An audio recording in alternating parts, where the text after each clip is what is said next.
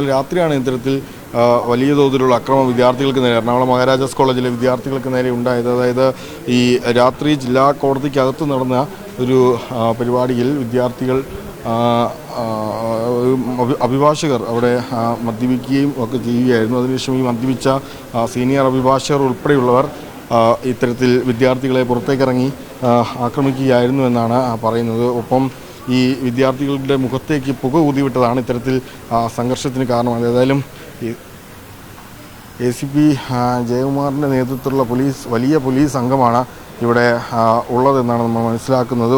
ഒപ്പം തന്നെ ജില്ലാ കോടതിയിലും വലിയ തോതിലുള്ള സുരക്ഷ ഒരുക്കിയിട്ടുണ്ടെന്ന് മനസ്സിലാക്കുന്നുണ്ട്. ഇപ്പോൾ ഇത്തരത്തിൽ ഈ വിദ്യാർത്ഥികളൊക്കെ തന്നെ ജനറൽ ആശുപത്രിക്ക് ചുറ്റും കൂടി നിൽക്കുന്നുമുണ്ട്. ഇവർ ഏതായാലും അല്പസമയത്തിനുള്ളിൽ തന്നെ ഈ അഭിഭാഷകരെ കസ്റ്റഡിയിലെടുത്തില്ലെങ്കിൽ വലിയ പ്രക്ഷോഭത്തിലേക്ക് പോകുമെന്നാണ് കുട്ടികൾ പറയുന്നത്.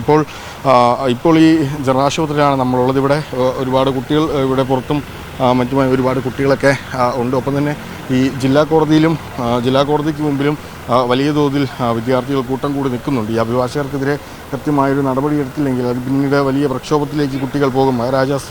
എറണാകുളം മഹാരാജാസിലെ കുട്ടികളാണ്. അവർ വലിയ പ്രക്ഷോഭത്തിലേക്ക് പോകുമെന്നാണ് പറയുന്നത്. ഏതായാലും ഈ ഇന്നലെ അർദ്ധരാത്രിയാണ് ഇത്തരത്തിൽ ഒരു സംഭവം നടക്കുന്നത്. സാർ, ഇതിൽ പിള്ളേരുടെ പരാതിയിൽ അഭിഭാഷകരെ എങ്ങനെ അറസ്റ്റ് ചെയ്തിട്ടുണ്ടോ? ഇല്ല, അത് അവരെല്ലാം ആശുപത്രിയിലേക്ക് അഡ്മിറ്റ് ആയിട്ടുള്ളൂ. ഞങ്ങൾ ഈ രണ്ട് വിഭാഗങ്ങൾ സംഘം ചേർന്ന് നിൽക്കുന്നതിൻ്റെ അടുത്ത് അവരെ ഇപ്പോൾ തൽക്കാലം സമാധാനം ഉണ്ടാക്കുക എന്നുള്ളതാണ് നോക്കുന്നത്. അപ്പോൾ രണ്ടുപേരെ ഇപ്പോൾ പിരിച്ചു വിട്ടിട്ടുണ്ട്, നോക്കിക്കൊണ്ടിരിക്കണം. കൂടുതൽ സംഘർഷത്തിലേക്ക് പോകുന്നൊരു സാധ്യതയുണ്ടോ? അല്ല, ഇപ്പോൾ ഇല്ലാന്ന് തോന്നുന്നു. ഞങ്ങൾ നോക്കിക്കൊണ്ടിരിക്കുക. ഏതായാലും നിലവിൽ അഭിഭാഷകരും ആശുപത്രിയിലാണ് എന്നാണ് പോലീസ് പറയുന്നത്. ഏതായാലും വലിയ സംഘർഷ സാധ്യത ഒഴിവാക്കാനുള്ള ശ്രമമാണ് തങ്ങൾ നടത്തുന്നതെന്നും പോലീസ് പറയുന്നുണ്ട്. ഏതായാലും ഈ ഏകദേശം 3 മണിക്കൂറോളമാകുന്നു. ഒരുപാട് വിദ്യാർത്ഥികൾ പരിക്കേറ്റ ആശുപത്രിയിലാണ്. പക്ഷേ ഇപ്പോഴും അഭിഭാഷകരും മറ്റേതോ ആശുപത്രിയിൽ ചികിത്സ തേടിയിട്ടുണ്ടെന്നാണ് മനസ്സിലാക്കുന്നത്. പക്ഷേ വിദ്യാർത്ഥികളോട് നമ്മൾ സംസാരിച്ചപ്പോൾ മനസ്സിലാകുന്നത് അഭിഭാഷകരുടെ ഭാഗത്തു നിന്ന് വലിയ തോതിലുള്ള ആക്രമണമുണ്ടായത്. അതായത് ബിയർ ബോട്ടിലുകളും കമ്പിവടികളും വടികളും ഒപ്പം ഈ കസാര അടക്കമുള്ളവ ഉപയോഗിച്ച് വലിയ തോതിൽ ഈ കുട്ടികളെ മർദ്ദിക്കുകയായിരുന്നു.